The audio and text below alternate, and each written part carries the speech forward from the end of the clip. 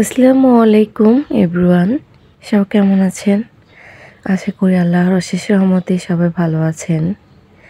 আজকে ব্লগটি সকাল থেকে শুরু করছি। এখানে আজকে আমি মানহার জন্য একটু প্লেন পোলাও রান্না করছি, কারণ সে বেশ কিছুদিন যাবৎ পোলাও খেতে চাচ্ছিল। সকাল সকাল হয়ে ওঠে না, তাই তৈরি করা হচ্ছে না। বাট আজকে চিন্তা করলাম মেয়ের পছন্দের একটু পোলাও রান্না করে দিই। আর সে এই পোলাওটা একটা কাবাবের সাথে খেতে খুবই পছন্দ করে, ফিশ কাবাব। ওইটাই চিন্তা করতেছি আজকে শর্টকাটে কিভাবে তার জন্য আজকে নাস্তাটা করা যায়। এই যে এখানে আলু আর ধনিয়া পাতা আর মাছ, পেঁয়াজ একসাথে করে তার জন্য এই কাবাবটা আমি তৈরি করে নিয়েছি, শর্টকাট আর কি। বাসায় যেহেতু রুই মাছ রান্না করেছিল সেখান থেকে নিয়েছি এখানে। আর এই যে দেখেন এই সাইড দিয়ে আমার আমার বাবা এখানে হাতে ভাজা মুড়ি বলে সেটা নিয়ে নিচ্ছে এখানে। এই আঙ্কেল আমাদের বাসায় মাঝে মধ্যেই হাতে ভাজা মুড়িটা দিয়ে যান। তার হাতের মুড়িটা খুবই মজা, খুবই ক্রিস্পি হয়।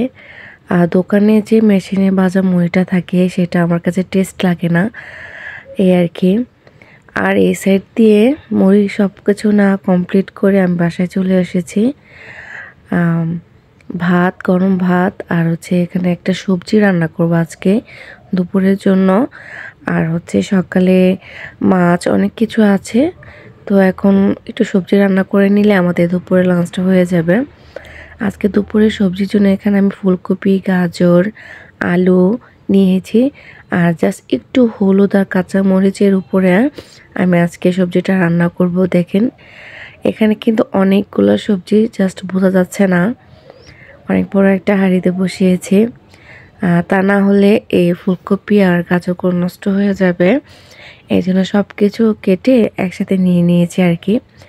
দেখেন আমার সবজির ফাইনাল লুকটা কীরকম এসেছে। আসলে অনেক সুন্দর এসেছে কালারটা, খেতেও কিন্তু অনেক মজা হয়েছে। মাঝে মধ্যে এইভাবে সবজি করলে আসলে এই সবজিটা কিন্তু পোলাওর সাথে খুব ভালো যায়, আপনারা করতে পারেন। আমার কাছে তো এটা রুটি দিয়ে অসাধারণ লাগে, অসাধারণ। শীতের মধ্যে গরম গরম রুটি আর সবজি হলে তো কিছুই নাই। তারপর আমি একটু আলু ভর্তা করে নিচ্ছি। এই যে দেখেন আজকে নতুন আলু আর সিম দিয়ে ভর্তাটা করব, একটু অন্যরকম করে আর একটু তেলে ভেজে নেব আর কি। এটা আসলে এইভাবে খেতে অনেক টেস্ট হয়। এখানে আম্মা কিন্তু এই যে নিচে বসে তার মতো সে করে নিচ্ছে। আমার হাতের ভর্তাটা কিন্তু খুবই মজা হয় খেতে। এই যে একটু মানে এইভাবে করলে হয় কি একটু আঠালো আঠালো ভাবটা আসে, খেতে খুবই মজা। আম্মা এতটাই গরম ছিল যার কারণে সে হাত দিয়ে টাচ করতে পারছিল না।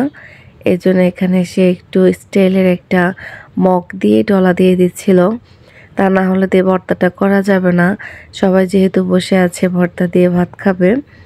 এই যে আমার কিন্তু ভর্তার ফাইনাল লুকটা এরকম এসেছে।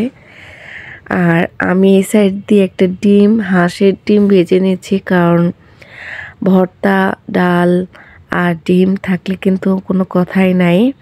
আমার কাছে খুবই ভালো লাগে, এজন্য আমি এভাবে যে দেখেন একটু একটা ডিম মশলা করে দিয়ে দিয়েছি। এখানে একটু হলুদ, একটু ধনিয়া পাতা আর পেঁয়াজ কুচি দিয়ে আমি ডিমটা লাল লাল করে ভেজে নিচ্ছি। আমার আসলে এইভাবে ডিম খেতে খুবই ভালো লাগে। এই ডিমটা দিয়ে আপনি অনায়াসে এক প্লেট ভাত খেয়ে নিতে পারবেন। এই যে দেখেন ডিম ভাজা, আলুর ভর্তা আর এই পাশে ডাল। আসলে এই খাবারটা আসলে কীরকম একটা টেস্ট আমি আপনাদেরকে বোঝাতে পারবো না। আমার তো মাঝে মাঝে মাছ মাংস থেকে এরকম খাবার সামনে থাকলে আমার জিভে জল চলে আসে, আমার খুবই ভালো লাগে। আমি খুব তৃপ্তি অনুসারে খাই, আর আজকে সেটাই খাচ্ছিলাম। এখানে দেখেন এতটা গরম, ভাতটা আমি হাতে নিতে পারছিলাম না, তাই আমি একটু নলা করে খাচ্ছিলাম। আর ডিমটা জাস্ট ওয়াও হয়েছে, খুবই ভালো লাগছিল ডিম আলু ভর্তা দিয়ে খেতে। আসলে এইভাবেই খাবার টেস্ট একটা। আর এই যে দেখেন একবারে ডাল দিয়ে ডিম, আলুর ভর্তা আর ডাল একসাথে খাওয়ার টেস্ট অন্যরকম। আমি আসলে সত্যি আজকে রাতের মানে খাবারটা আর কি আমি খুবই মানে তৃপ্তি অনুসারে খেয়েছি।